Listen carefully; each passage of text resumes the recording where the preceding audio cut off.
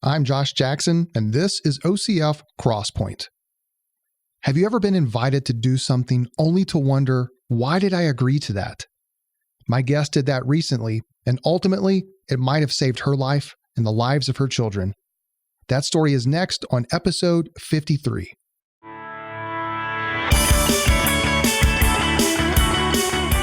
You're listening to the OCF Crosspoint podcast. This is the podcast dedicated to sharing stories of military life at the intersection of faith, family, and profession.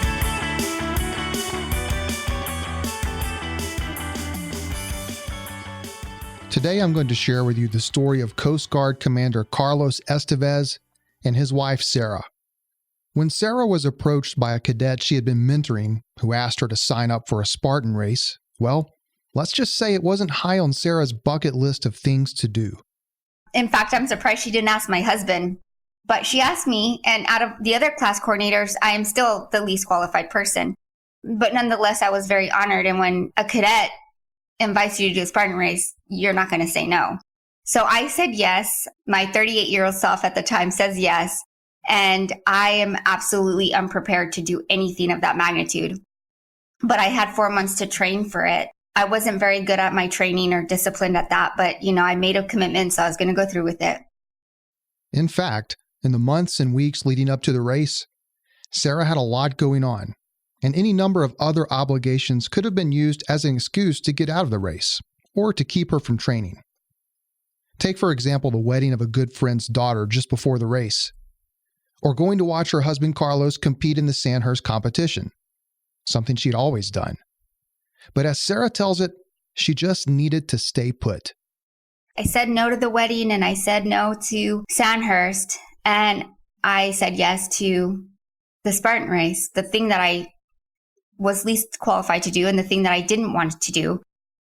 I said yes to that because I had made a commitment to Deb, and I knew that commitment was going to mean more to her and her walk with Christ than anything else that I did that month.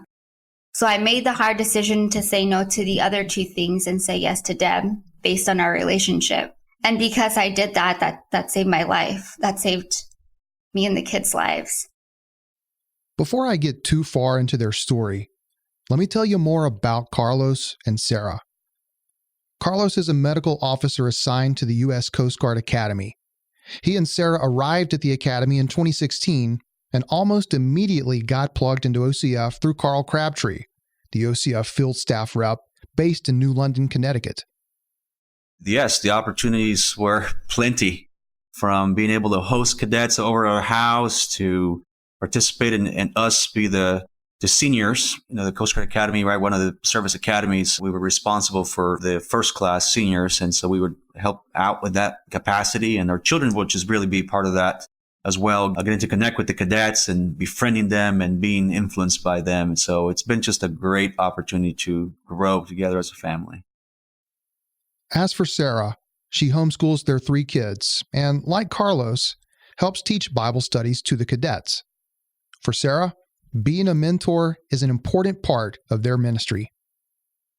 I have the privilege of teaching Bible studies for the first 3 years that we were here. I taught on Monday nights, and I raised cadets up and taught them how to lead a Bible study, and then turned it over to them because the cadets will one day have to be on a boat, and sometimes they're going to be the only Christian on that boat. And so they have to be equipped with how to teach Bible study and lead people to Christ. I want to pause here for just a second. Another recent guest on the show said a similar thing about some of her first assignments. So there might have been people who believed in Jesus. There might have been people who believed in the Bible or maybe went to church or something. But as far as actually people being vocal and then, really serious about their faith and having it really play out in their lives and the decisions that they make, I at least felt like the only one. I felt pretty isolated. That's Michelle Qureshi, and you can hear the rest of her story back in episode 41. Okay, let's keep going. I never realized the gravity of what God was calling us to when we moved here. I'm very humbled at the calling here because you're not just ministering to people, you're equipping them for the work they have to do when they're out at sea.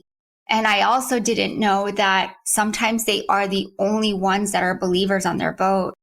That's a little heartbreaking for me because they don't have the fellowship that we have here and that we take for granted. They're at sea maybe 2 months at a time with absolutely no fellowship. So it's really up to them to draw people to the Lord, and yet they're needing people to pour into them. So I'm very, very, very, very honored to be at the academy and do what I do. Little did Sara know that the role she began as a mentor in 2016 would come to have a profound impact on her life and the lives of her children just a few years later. And it all started when Sara first met freshman cadet Deb King. Here's how Sara recalls that relationship. I met Deb King when she was a freshman at the academy, and she was the most quiet person I have ever met on the face of this earth. And Deb is a very quiet, introverted soul. On her senior year, she decided to reach out to me, and she was struggling with a few things. And she had never really asked me to walk her through anything before until then.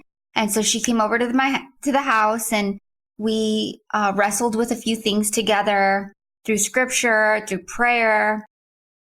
Then she invited me for a hike. And then after that, I got a call. She was inviting me to join a Spartan race with her. Now, I know you don't know this about me because you can't see me face to face, but I am probably the least qualified person to be in a Spartan race with anybody. And speaking of Deb King, she's an ensign now, serving as the support officer aboard the Coast Guard cutter Active.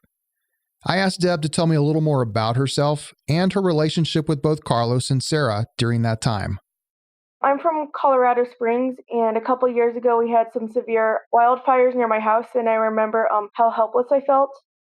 That's actually why I joined the Coast Guard, was after seeing the emergency responders and how selfless they were, that's what made me want to join. I think that the Estevezes have really blessed the Academy community, and I'm really glad to have them in my life. I know that the husband works in PT, and he's been able to help a lot of cadets get back on their feet. And I know that Sara has been able to provide a lot of advice. And at that time, I really needed more of a motherly perspective. I'm very grateful for both. Carlos has helped me when I was injured also. Now that you've met Sara, Carlos, and Deb, let's continue with their story in the days leading up to the Spartan race, as Carlos was still involved in Sandhurst. We were at competition at West Point that whole entire week. So I actually had left Sara and the kids Sunday. So now we're talking 5+ days where I was at West Point. And I actually had to defer to my chief, who's the other assistant coach, to take over the team. So I had to leave the cadets, and I arrived in on Queens, New York, to meet up with Sara for the competition. I found this next part a bit humorous.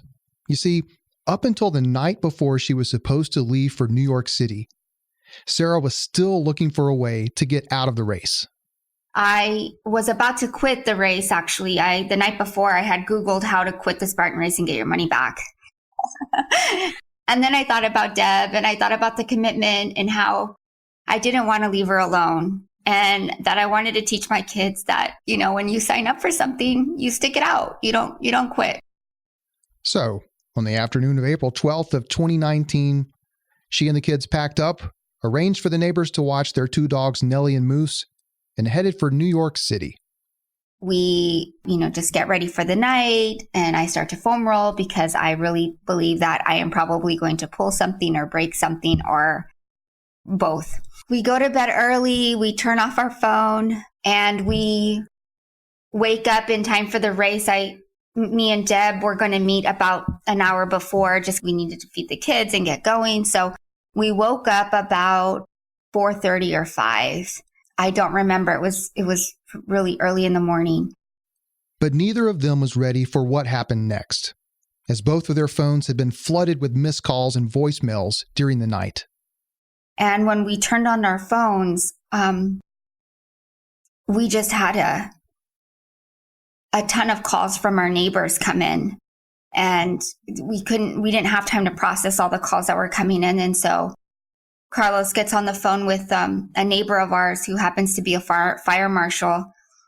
And he tells us that our house is burning down. And I didn't hear what was being said on the other line. All I know is that Carlos started to cry and panic and say no and go get the dogs. And then I knew something horrible was happening. Just at the same time, another neighbor sends us a picture of our home burning down. And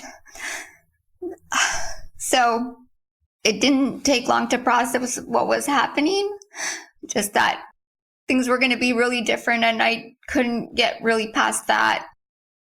And so Carlos, we had to get home. Everything was happening so fast. I had to call Deb and let her know that I was not going to be competing in the race. Wow. Put yourself in Carlos and Sarah's position. You're over 2 hours from your home. You've just learned that everything you own has been destroyed. What do you do? How do you even begin to respond? You never think the worst when it comes to these type of things. So surely it must be, maybe some kind of electrical malfunction, and there's a small, maybe smoke coming out of a corner of the house, and people are seeing it. So my initial knee-jerk reaction was to my neighbor. I said, please hurry up and go get my dogs out before this thing spreads. And he goes, Carlos, you just don't understand. Your house is gone.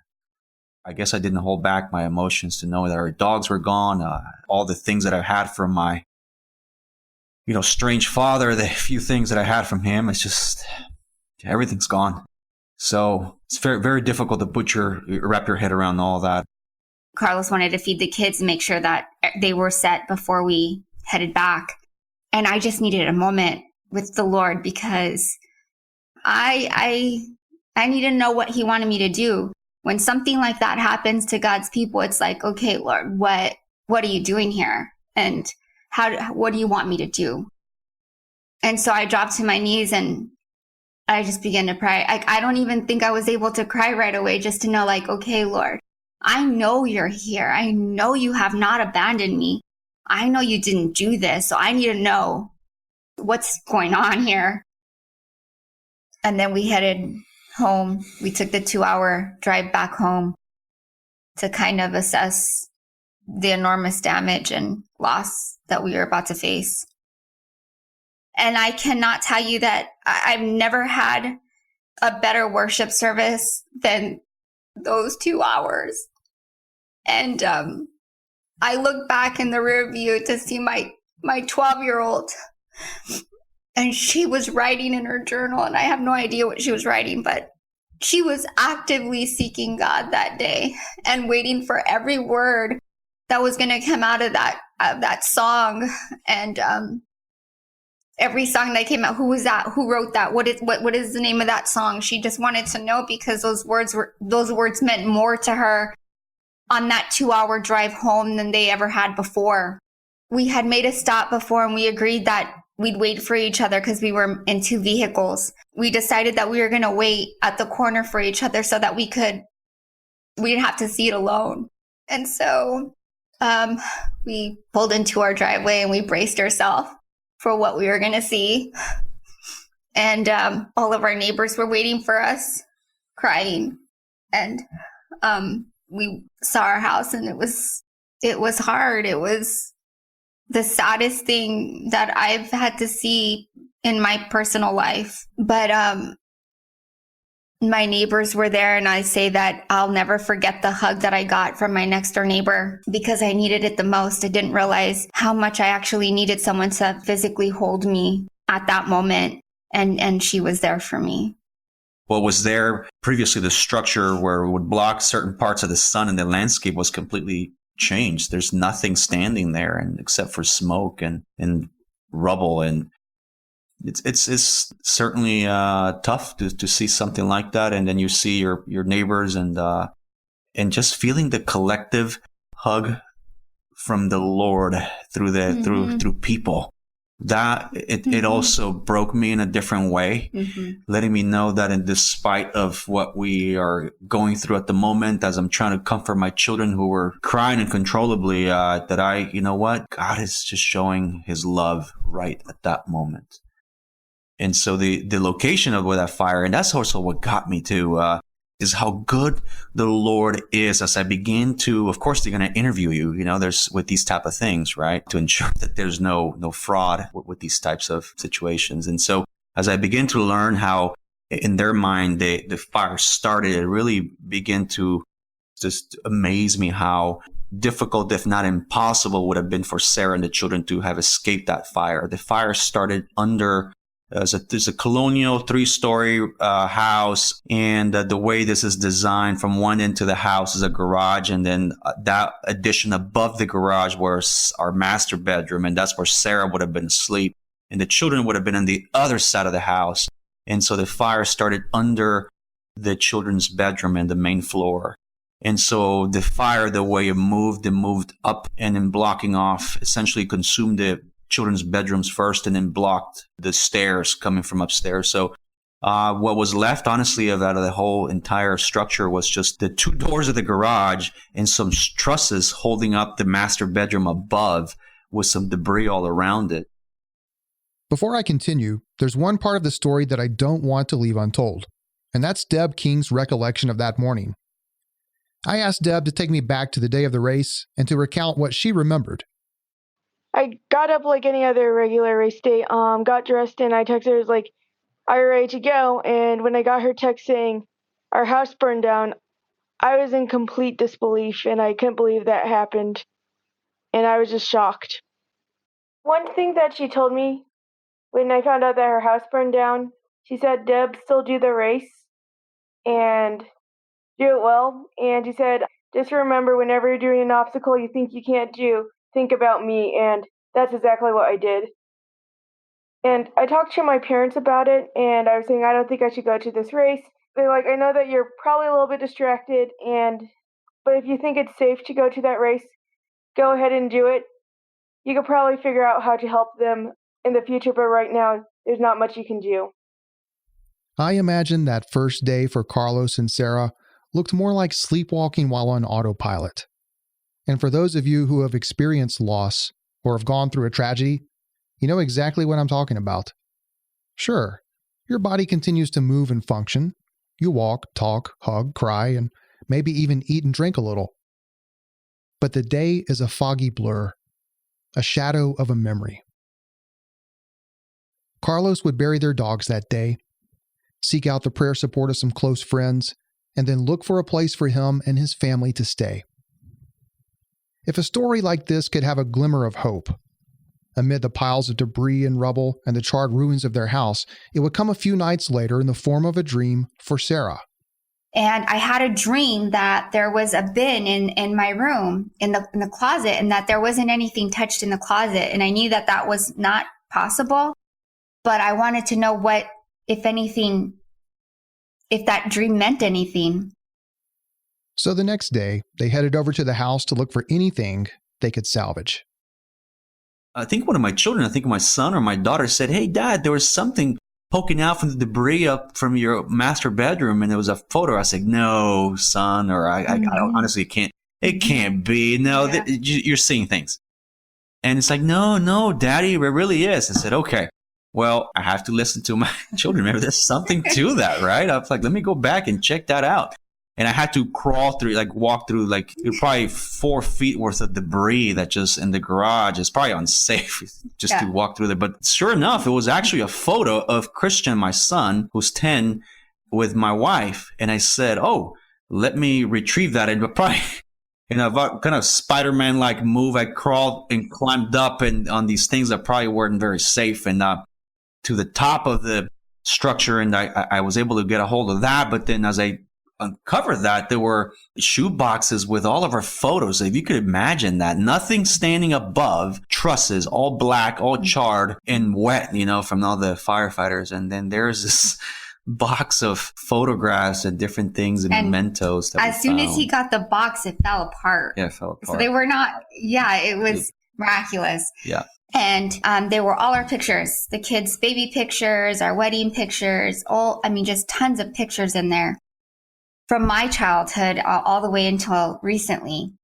And the box that they were in burned, but none of the pictures burned. As it turns out, Carlos and Sara found a few other items that were spared from the devastation. A plastic bin in the garage had been buried under debris, but inside, Sara found some summer dresses and clothes, miraculously unscathed. There was also a box that contained some items from Sara's oldest brother, who died about 12 years ago, along with a stash of love letters and Bible verses Carlos had written to her before they were married. Psalm 97, 1-6. The Lord reigns. Let the earth be glad. Let the distant shores rejoice. Clouds and thick darkness surround him. Righteousness and justice are the foundation of his throne. Fire goes before him and consumes his foes on every side. His lightning lights up the world. The earth sees and trembles. The mountains melt like wax before the Lord. Before the Lord of all the earth, the heavens proclaim his righteousness, and all the people see his glory. Carlos writes, I love this passage. I wanted you to read it. It never fails to send chills down my spine. His might and power. Share his glory with others, Sara. You are special, and he's called upon you to bear witness of his power. In addition to the miracle of finding some of those precious memories spared by the fire, there was also an outpouring of support from the cadets, whose efforts were at first organized by, you guessed it, Deb King. I guess one of the first things that came through my mind is somebody has to act. Somebody has to do something.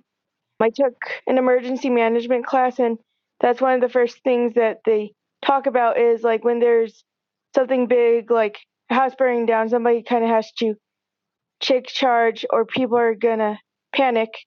And I realized that I wasn't in contact with them, but I could probably help things on the cadet side. So we got an overwhelming response from the cadets. We collected clothes and like essential household items and spread the word. And we got like a lot of people volunteering to help watch the kids and stuff. One of my friends with the women's Bible study bought Sara Estevez a new Bible. And one thing that we did as a core was we organized a scrapbook and we put together pictures of a bunch of cadets and we all thanked the Estevez family and the impact that they did in our life. And we signed it and we sent it to them. Oh, and here's one more neat connection between this story and a previous guest on the podcast. That friend from the women's Bible study that Deb just talked about, that's none other than Cadet Bridget Jogan, who appeared on the podcast back in episode 44. Okay, let's continue the story. I asked Sara and Carlos how going through a tragedy like this tested their faith. And then I followed up that question by asking them to talk about what has helped them and their family cope, mourn, and grieve in the aftermath of the fire. It's definitely made me realize that I don't know God as well as I thought I did. I'm in awe of his sovereignty. I'm in awe that he loves me so much. I don't deserve anything, and yet he loves me so much. The verse where it says that our days are numbered, I get that more now. I get the fragility of life and humanity, and yet God is still in control. I think our faith as a family has exploded through this. It's not saying that we haven't been sad. It's taught me that God's goodness can exist while his people are still sad. I think often as Christians, we think that we don't have room for sadness or mourning because God is a good God. And if God is a good God, then why are we sad? And that isn't true. I think he's taught me to carve out time for mourning and that sadness is okay. And that if I'm not willing to admit that, anger will build up. And I've learned that God's still good and I can still be sad. And I guess I didn't quite understand that concept before. It's going back to possibilities, right? It's just that's just to show you how they handle the Lord is he's always working behind the scenes. And so for us, how important it is to be in the Spirit, to be sensitive to him and his whispers, right? Often hearing in the busyness of life, being able to stop and listen to the audible but yet inaudible voice of God, right? In this case, the Lord's pressing on Sarah to stick to this commitment, though as difficult as it may be, as you heard, probably would have pulled and tore things as she was trying to prevent that with a foam rolling. But nevertheless, right, as difficult as those things may be, to stick through and follow through with his guidance, and in this case, it saved our family's life. But also, his mercy just spoke to me, ministered to me so much. As a provider, when I go home, the last thing I would think, you always think is you being in harm's way. You never think that, when you leave your family behind, you never think that would be in harm's way. And that spoke to me so much that God will just love me so much that he would protect my family. This fire could have happened Sunday evening when I left, to West Point, Monday, Tuesday, Wednesday, Thursday. No, it happened Friday. The Friday in the middle of the night after, 8 hours after my family departed this place. I can't but get emotional to how loving and merciful God is. And so his mercies and to stay close to him is how I've been ministered to through all this.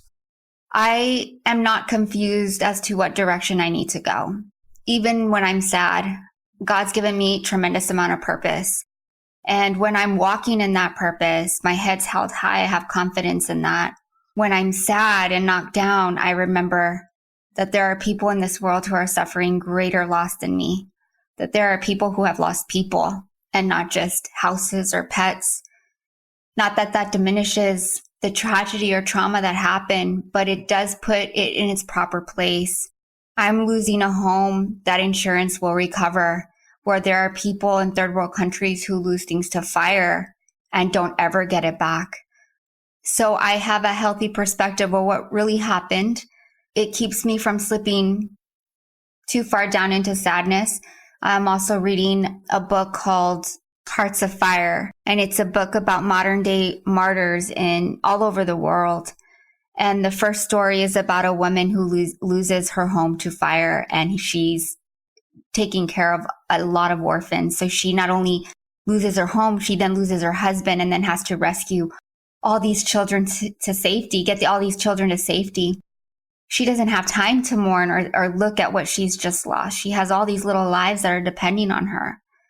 And so after reading a story like that, she doesn't get to sit in a new living room thinking about when insurance is going to pay for her new house or how she's going to redecorate it or how things will be different.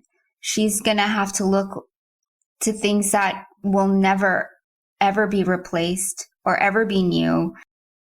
And so thinking about things like that gives me great perspective. I think like Sara says, it's that perspective as well. Josh, I recall, so we ended up staying with a friend for a couple of days, and then thereafter we moved into a hotel. And I remember this is like day 3 or 4, and I remember just gathering the family in the living room of this hotel and saying, listen, guys, this is all we have. This is what we own, it's in this room. And that's okay. God still sits on the throne. We are extremely blessed because we have each other. And so that's stuck with me. What matters in the end is not our belongings or these things, these non-eternal things. And so our relationship with God, obviously, first and foremost, but then your family, right? Oftentimes, especially in this country that we live in, right, we're so blessed to enjoy a lot of the fruits of our labor, right? But oftentimes we can be blinded by the consumerism aspect of things, right? And then at the end, here you go. God is definitely going to show you how important those things are. In an instant, they're gone. And so we just remain strong in our faith and put things in perspective, and has allowed me to just prioritize my family, my wife, my children, value and treasure the moment that I have here today, because tomorrow it could be taken away. In the last part of that answer, Carlos talked about prioritizing family. I wanted to continue that thought, so I asked how they've used this experience to comfort and minister to their children, and to talk about some of the things that their young minds are still struggling to grasp and deal with. Our youngest, who is 7, Emma, she still has nightmares, not all the time, but periodically. She always envisions the dog suffering. And so we're working through that. And mostly I just let her cry, and I cry. I cry with her. And I let her process that. I've learned that it's okay to cry, and it's okay to be sad, and it's okay that sad things happen. God is still God. We always point back to the Word of God. This has become Emma's favorite verse. It's, when you pass through the waters, I will be with you. And when you pass through the rivers, they will not sweep over you. When you walk through the fire, you will not be burned. The flames will not set you ablaze. And that's her favorite verse. A friend of ours gave it to us on a plaque, and she just loves that verse. And right after the fire, I caught her writing it over and over and over and over. And so I see how she's drawn to scripture for comfort. And it blesses me so much, because indirectly, that is what the body of Christ has done for us. They've used the Word of God to comfort us. Our oldest, who is 12, her name is Sophie. She and I kind of process things the same way. In the beginning, for the first 2 weeks, she described it as walking in a puddle of sadness. And while we had hope and we were not despaired, it was very sad. And so I can see how I see it in her life now, that she dips, sometimes she's fine and then she dips. And something that has happened is that we've moved away from our regular community. We moved 30 miles away from our home. I thought that might be a good thing for us to kind of get away from that. And I can see her little heart just struggle with sadness sometimes and loneliness, because we're away from our regular community. So those are 2 areas in her life that are a bit of a struggle right now. And so because I homeschool, I have the freedom to seek out communities in different areas. And so right now we've enrolled her in ballet. That's something she's been wanting to do. So she's taking ballet for the first time ever. She joined a speech and debate group, and Carlos enrolled her in a triathlon in the summer. And so all 3 kids got to compete and learn how to be triathletes. Sometimes loss and tragedy can become an adventure if we allow it. If we follow God in the journey and not be overcome, that where He wants to lead us is an adventure.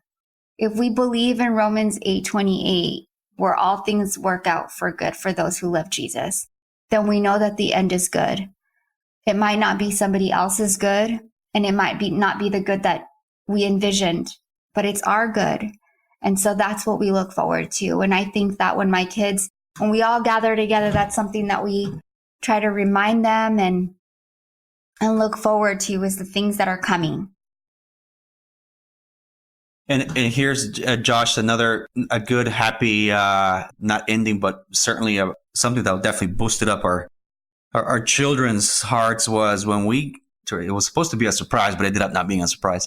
We ended up getting another little dog. Her name is Ellie.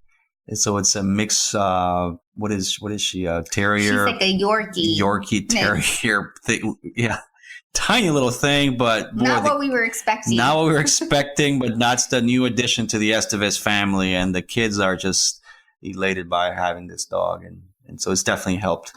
If you're even a casual listener of this podcast, then I like to close out most conversations by asking guests to share a key takeaway from their story or from a particular experience. Sara and Carlos are no exception. Here's what they had to say. For me, Josh, it would be to the men and women who have to make that difficult decision to leave their homes and go make a living, to don't forget what matters. It's far more important for us to care about the eternal and the non-eternal. In the military, right, we are performance individuals, right? We thrive in this performance accolades and different things and climbing through the ranks. All those things in the end are not eternal. What matters is the people that are back home, right? They're the ones that we do this for, and in our relationship with God. Let's not get clouded in the process. Yeah, and for me, there's so many lessons. We're still learning. I think we'll be learning for a while. But one thing that definitely hits home for me is that this world is not about winning. In this world, we lose everything. Accolades, awards, medals, houses, things, relationships even. But one thing that lasts forever is our relationship in Jesus Christ that never dies. Jesus tells us to keep our minds, set our minds on things above. And this is why, because if our minds are set on things here, then we'll be very disappointed when we lose them. But when we keep it above, then when we do lose them, it's put in perspective and we're looking forward to the thing above anyway. So it doesn't matter if it's gone. Hey, one final note to share with you. In the middle of everything you just heard about, Sara was wrapping up a Bible study she had written on the life of Jeremiah. It's a 10-week inductive study. And as Sara pointed out to me, Jeremiah also knows a thing or two about loss since his entire book was burned by King Jehoiakim.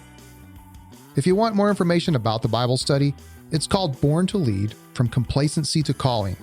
And you can find a link in the show notes or find it on Amazon. And be sure to also check out Sara's website for more resources. Just go to saraestevez.com or check out the show notes for a link. Thanks again to Carlos and Sara for sharing their story with me on Crosspoint. And by the way, I first heard about Carlos and Sara's story from David, a frequent listener of the podcast. So remember, if you have an idea for a guest, topic, or story you'd like for me to consider on a future episode of the show, send an email to me at podcast@ocfusa.org. Thanks for taking time out of your schedule to spend it with us, and we hope that you'll join us for the next OCF Crosspoint.